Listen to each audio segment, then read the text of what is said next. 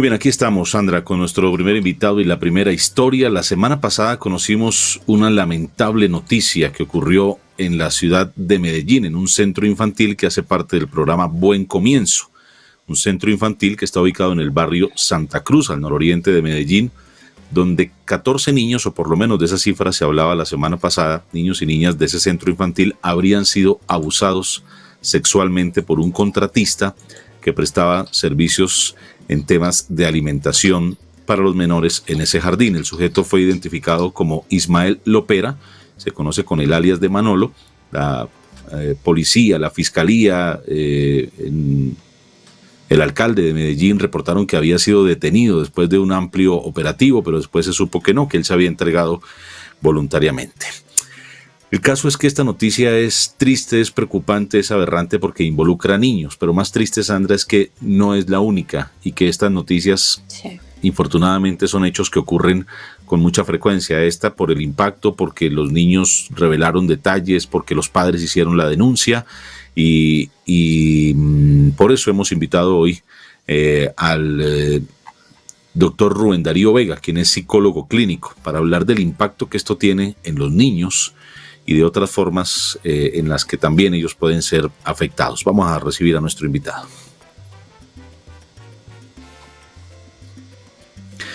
Doctor Vega, gracias por acompañarnos. Bienvenido, buenos días.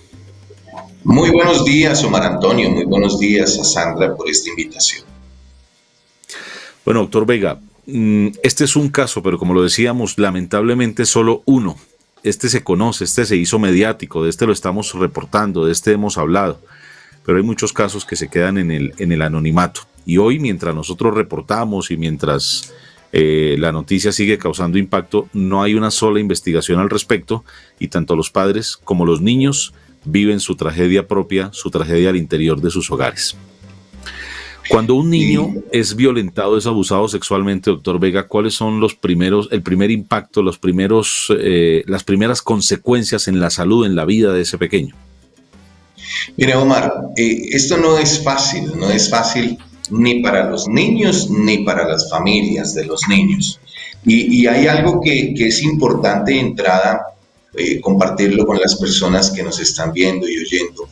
Y es que 1 de cada 5 niños en América Latina son abusados sexualmente. Ya la Organización Mundial de la Salud no solamente habla del abuso sexual, sino que digamos que la incorpora dentro de los actos de violencia sexual para que el castigo sea muchísimo mayor. Y Colombia no es lejana a esa estadística. Lamentablemente, como tú lo dices, estas informaciones se conocen porque 14 niños fueron violentados en una misma institución, pero en nuestro país es más el número de personas que evidentemente no reportan este tipo de casos, entre muchas razones, una de ellas que es fundamental, y es que el 80% de los casos que se dan de abuso sexual tienen que ver con un familiar, una persona muy cercana de la familia. Pues hablamos de los abuelos, hablamos de los tíos, hablamos de las tías, hablamos de un hermano, de un hermanastro, y eso lo hace más complejo porque de alguna manera se ha normalizado el hecho de que cuando en familias recompuestas, cuando las familias se separan y después se autoorganizan con otro tipo de familias, se van a vivir con los hijos de las familias nuevas, pues evidentemente este tipo de casos suelen presentarse mucho. Entonces las familias se ven abocadas al tema de es el hijo de mi esposo, es la hija de mi esposa, y esto de alguna manera cohíbe muchísimo a los padres y las madres para reportar el abuso sexual. Por eso se queda tan callado, se queda tan silenciado, lo que no quiere decir que esto no vaya a traer muchas consecuencias. Las consecuencias emocionales en los niños que son violentados son diversas, pero lo más preocupante es que muchas veces los niños comienzan a presentar algunos indicadores de comportamiento, algunos indicadores emocionales, que pudieran ser una manifestación muy probablemente de que los niños están transitando por un escenario de abuso sexual y que los papás muchas veces no logran identificar o que confunden en el ciclo vital de los niños, lo confunden con rebeldía, con indisciplina, con no querer hacer las cosas, con no portarse bien, cuando realmente esas manifestaciones son claro indicio de que el niño puede estar transitando por un abuso sexual. Hay varios indicadores que a mí me parece que son importantes que los padres tengan presentes.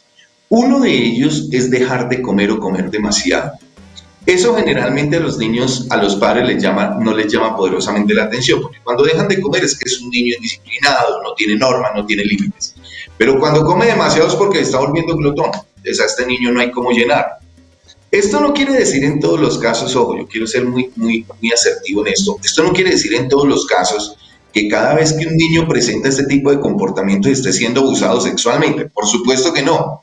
Pero todos los niños que son abusados sexualmente sí presentan ese tipo de indicadores. Por eso es importante evaluar qué es lo que se está presentando. Problemas al dormir. Generalmente los niños que vienen siendo abusados sexualmente difícilmente logran conciliar el sueño. Tienen muchas pesadillas, tienen muchos terrores nocturnos, aparecen mucho los llantos y los lamentos sin justificación. Son niños que emocionalmente están muy proclives a la sensibilidad. Entonces son niños que cualquier cosa que sucede en su entorno, cualquier manifestación en su entorno los pone tristes, los pone frágiles, los pone se muestran como si estuvieran todo el tiempo tristes frente a diversas y a diferentes situaciones que se presentan en su entorno. Obviamente la introversión comienza a aparecer allí, es decir, los niños se aíslan socialmente, ya no quieren hacer parte de los colectivos, sino que prefieren hacer, por ejemplo, actividades de una manera individual. Y esto permite que en las instancias académicas, que en los colegios, que en los jardines infantiles, los niños con ese comportamiento estén manifestando que algo está sucediendo con ellos. Cuando los niños se retraen, cuando los niños entran a la introversión, cuando los niños no desean compartir, cuando los niños no hablan con nadie, cuando los niños se aíslan, es porque algo en su entorno del comportamiento social muy probablemente está sucediendo. Doctor Vega, pero bueno, ¿qué se entiende? ¿Qué se entiende por abuso infantil? Porque muchas veces uno entiende que es como solamente el hecho pues de la violación, ¿no? Sí. ¿Qué otras cosas se entienden como abuso sexual infantil y por qué normalmente los niños no hablan de esto? O sea, muchas veces las personas que están cometiendo abuso sobre los niños los amenazan, pero además de ese tipo de, digamos, de amenaza, ¿por qué otras cosas los niños no hablan de eso con sus padres? Esa pregunta, Sandra, es muy importante porque no todo el mundo conoce muy bien el alcance del abuso sexual infantil. Mire, un abuso sexual infantil sucede cuando hay un comportamiento sexual con o sin el consentimiento del niño. Ojo con eso. No necesariamente porque haya el consentimiento del niño se supone que no hay un abuso sexual. Los niños muchas veces consienten porque tienen desconocimiento, no entienden las implicaciones sexuales que conlleva ese comportamiento y porque se están sintiendo coaccionados al hacerlos con un familiar, con un amigo, con una pareja, con una relación de autoridad o de confianza, llámese docente, llámese una persona que muy probablemente ejerce cierto manejo de poder y autoridad sobre el niño, o porque muchas veces, en muchos casos, hay una compensación económica.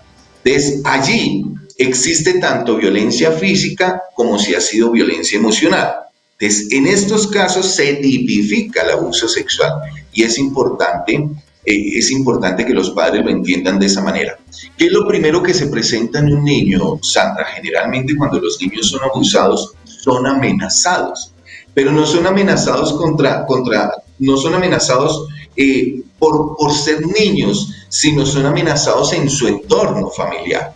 Generalmente los abusadores amenazan a los niños con hacerle daño a las personas, a las figuras parentales de ellos, a su papá o a su mamá, o ponerlos en evidencia, y esto genera vergüenza, genera dolor en los niños, y para los niños es muy difícil hacer manejo de este tipo de situaciones, y eso lo que hace es que precisamente los niños accedan al silencio. Pero esa manifestación de temor, esa manifestación de miedo no solamente se da en el escenario del abuso sexual, que ahí es donde los padres debemos estar muy vigilantes, porque uno comienza a ver esos comportamientos en los niños en otros escenarios, en los juegos, en sus contextos sociales, en el contexto académico y educativo. Los niños comienzan a presentar ese tipo de comportamientos. Uno de los mayores indicadores es cuando los niños cambian su comportamiento social totalmente, cuando hacen un giro de 180 grados que eso llama la atención y uno dice, y este niño que ya no volvió a comportarse de la misma manera como se comportaba antes. Eso indica que hay algo que está sucediendo con el niño, y ahí es donde muy probablemente los padres tienen que comenzar a hacer ciertas indagaciones con los niños para identificar qué es el conflicto emocional que está sucediendo en ese momento. Doctor Vega, en el tema del entorno y viendo el caso puntual de Medellín, imagínese, este jardín estaba vinculado a un programa de la alcaldía de Medellín que se llama Buen Comienzo. Imagínese la contradicción del nombre. Es un programa de la alcaldía de Medellín y entonces nos preguntamos, hombre, ¿por qué no se tomaron las medidas necesarias preventivas? Es que no debió haber ocurrido si las cosas se hubieran hecho correctamente. Los cuidadores, quienes hacen parte de estos programas, quienes dirigen estos jardines infantiles, ¿realmente son personas idóneas para tal fin? Porque si un niño hubiera sido violado, igual lo reprochamos, igual lo lamentamos, igual es condenable. Pero es que aquí estamos hablando que fueron 14 o más. ¿Cómo es posible que este sujeto, este presunto violador, porque tenemos que seguir utilizando la palabra presunto y supuesto y demás hasta que no haya una investigación, que no la hay en este momento? ¿Cómo es posible que este señor haya tenido tiempo para presuntamente haber violado 14 o más niños? Porque es que 14 son los que se han denunciado hasta ahora por sus padres, porque los niños hablaron, pero si se supone que él era un contratista que suministraba alimentos, no debía tener ningún contacto con los niños. Entonces, ¿en qué momento se dieron las condiciones para que él permaneciera en el hogar, tuviera contacto con los niños, violara a 14 sin que nadie en el centro infantil se hubiera dado cuenta? Doctor, esto es algo que realmente debe hacer parte de toda la investigación y las responsabilidades. ¿Cómo es posible que haya pasado con 14 niños o tal vez sean más? Además, perdón, una cosa, tengo entendido que él era el que llevaba a los niños al baño. O sea, no las profesoras, las que están encargadas de eso, sino que él era el encargado de llevar los niños al baño. O sea, ¿cómo puede ocurrir eso? Todo esto sucede y seguirá sucediendo, porque aquí en nuestro país lamentablemente no se cumplen los protocolos para nada. Los protocolos están diseñados, Omar y Sandra. Existen unos protocolos claros de cómo se debe actuar dentro de las instituciones educativas cuando se atienden niños.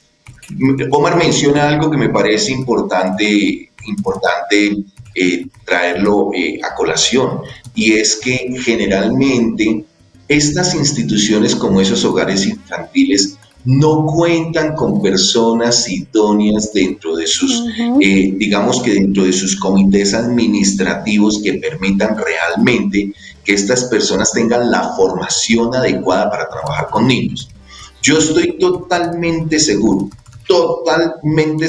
que si al frente de una institución idónea como estas hubiera una persona capacitada para identificar los cambios emocionales en los niños, mucho antes de que esta tragedia hubiera aumentado, se hubiera podido identificar.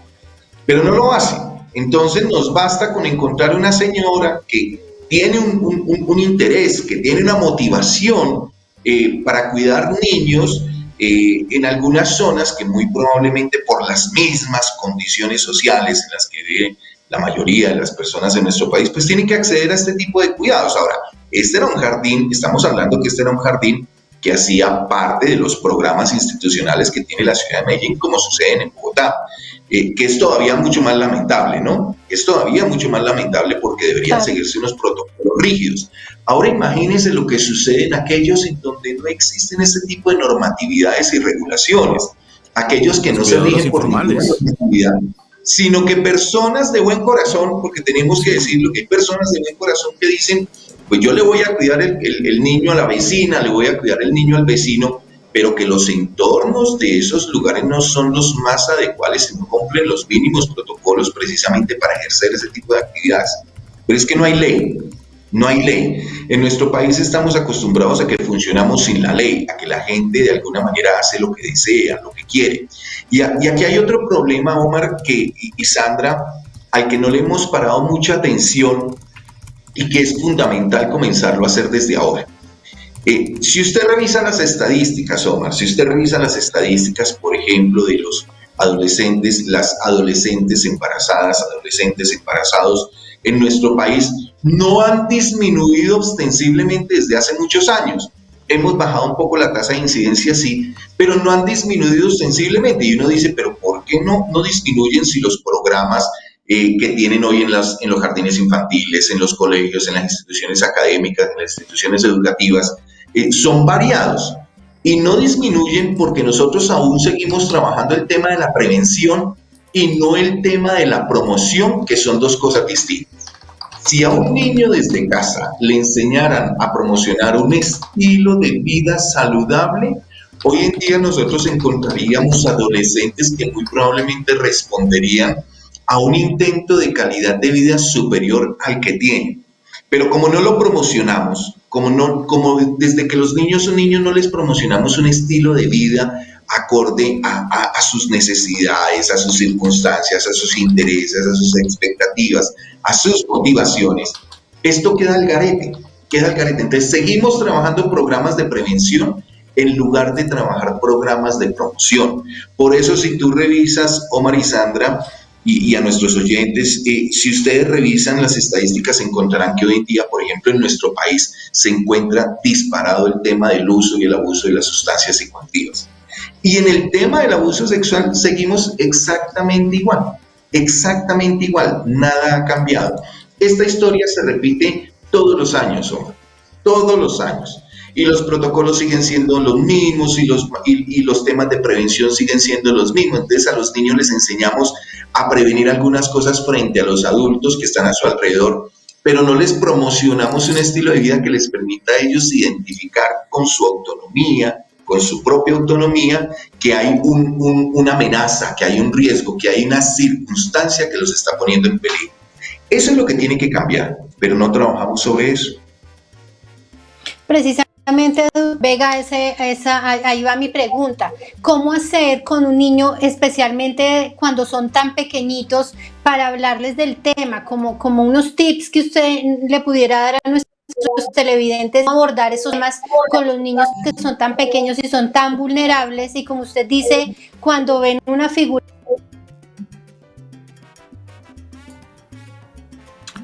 Bueno, se nos fue Sandra, pero entendí la pregunta. Sí, entendí la pregunta que es muy pertinente. Miren, los niños en sus ciclos vitales tienen diferentes procesos de pensamiento. Ojo con eso, procesos de pensamiento. Entonces los niños de un año, más o menos a los 3 años, ellos tienen un proceso de pensamiento simbólico. ¿Qué significa eso? Que los niños funcionan es a través del símbolo, no del código verbal de la palabra. Ahí hay un error en los padres. Nosotros creemos que si cuando nos sentamos con un niño que tiene 2 años o que tiene 3 años o que tiene 4 años, los niños nos van a entender todo lo que nosotros les estamos diciendo, y no es cierto. Los niños lo que hacen es entender el símbolo. Por eso la interacción que debemos tener con los niños cuando tienen esa edad tiene que ser manejando mucho el símbolo. Voy a poner un ejemplo.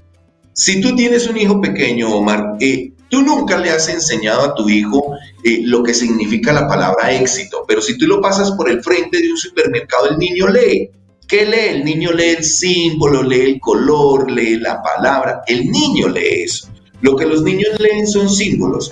Es a través del símbolo en donde nosotros les debemos a los niños enseñar a identificar aquellas situaciones que puedan llegar a ser de amenaza y de riesgo. Son ejercicios prácticos, vivenciales, experienciales, en donde les enseñemos nosotros a los niños a través de una vivencia cómo apartarse de una persona que muy probablemente les quiera hacer daño. Voy a hacer un ejercicio muy pequeño, si me lo permites, Omar. Un ejercicio muy pequeño. Esto es de cuando le enseñamos a los niños qué es lo público y qué es lo privado en el cuerpo. Yo le enseño a mi hijo así, le digo, ok, hijo, vamos a trabajar qué es lo público y qué es lo privado. De lo público es en donde podemos estar todos en un apartamento. Por ejemplo, ¿qué es público en el apartamento? Entonces el niño dice, la sala. Ah, claro, la sala es en donde estamos todos. ¿Pero qué es privado? El baño. Ah, claro, porque en el baño solamente estás tú. ¿Qué otra parte del apartamento es privado? La habitación. Ah, la habitación es privada. Entonces después lo trabajo con el cuerpo. Yo le digo al niño, por ejemplo, si yo te toco la cabeza es pública o es privada. Es pública, claro, muchas personas pueden tocar tu cabeza. Pero si yo voy a tocar tus pechos, ¿esos son públicos o privados? Son privados. Ah, claro, porque esos solamente hacen parte de ti. Cuando yo hago todo ese ejercicio, fíjense que no es el código, no es el discurso lo que estoy utilizando allí, es el símbolo. Por eso con los niños entre un año y 4 años uno tiene que trabajar mucho el simbolismo porque su pensamiento es simbólico. ¿Ves? Allí es donde nos equivocamos, porque nos sentamos y les damos unos discursos a los niños que los niños no entienden. Los niños no utilizan el código verbal de la palabra. Sus juegos están mediados por el simbolismo, que es precisamente lo que representa su mundo. Por eso es el simbolismo, es el mejor transmisor, es lo que genera mayor impacto en la comprensión que tienen los niños sobre los diferentes temas que estamos manejando.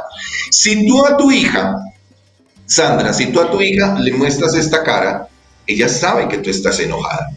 Tú no necesitas decirle que estás enojada para que ella lo comprenda. Y se acerca a ti, te da un abracito y te dice, mami, no te pongas bravo. ¿Ves? Ese símbolo es lo que permite que nosotros tengamos una comprensión más cercana con los niños para el manejo de muchos temas. Doctor Vega, en este caso de los niños del Jardín Infantil de Medellín hubo varios factores. Uno, que hubo un niño valiente, pequeñito valiente, que contó lo que estaba pasando y eso fue determinante.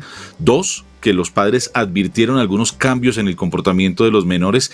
Y tres, algo en lo que siempre nos insisten, incluso creo que la Defensoría del Pueblo tiene una campaña, y es que cuando un niño hable de esos temas hay que creerle. En muchos casos, cuando el abusador es la persona cercana, el padrastro, la pareja sentimental de su mamá o de su papá, un tío, un primo, generalmente no se les cree, entonces tiende a desestimar. Ay, es mentira, usted se lo está inventando. Aquí le creyeron a los niños y eso desencadenó pues todas las otras denuncias.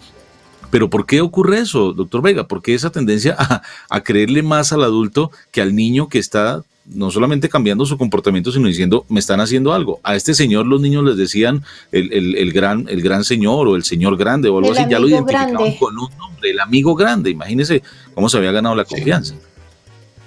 Claro, es un tema cultural, Omar, es un tema cultural. Lamentablemente, nosotros crecimos en una cultura en donde nos decían que había, además del respeto en el manejo del poder y de la autoridad de los adultos, los niños tenían que silenciarse. Que ese es un comportamiento que hoy actualmente ha venido cambiando, pero si nosotros miramos nuestra generación acudía a eso, ¿no? Cuando nosotros estábamos en las reuniones con los adultos, nos decían, los niños se callan. Y habían muchas otras manifestaciones que a nosotros nos mostraban que los adultos tenían la razón y no los niños. Entonces, culturalmente se transmiten cosas como que los niños dicen mentiras, como que los niños no son honestos, como que los niños juegan con ese tipo de cosas. No quiere decir, por favor, no quiere decir que en todos los casos, cuando los niños tengan cierto tipo de manifestaciones, quiere decir que sean verdad. Pues obviamente los niños muchas veces juegan con sus imaginarios y juegan a muchas cosas. Pero estas evaluaciones se hacen con una diversidad de elementos que le permitan a uno interpretar, por ejemplo, en mi caso como psicólogo clínico, que algo está sucediendo con un niño en torno al abuso sexual.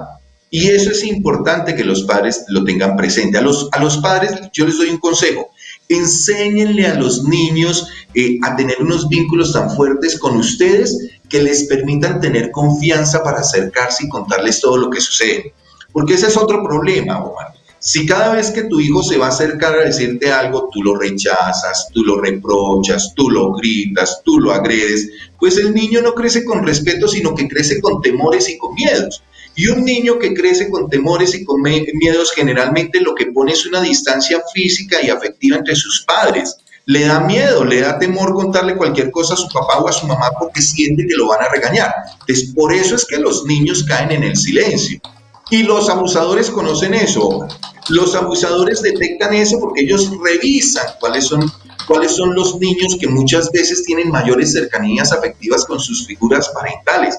Esta era una persona que estaba en el jardín infantil que creo que que creo que una de las pesquisas arrojó que dormía en ocasiones en el jardín infantil. Sí.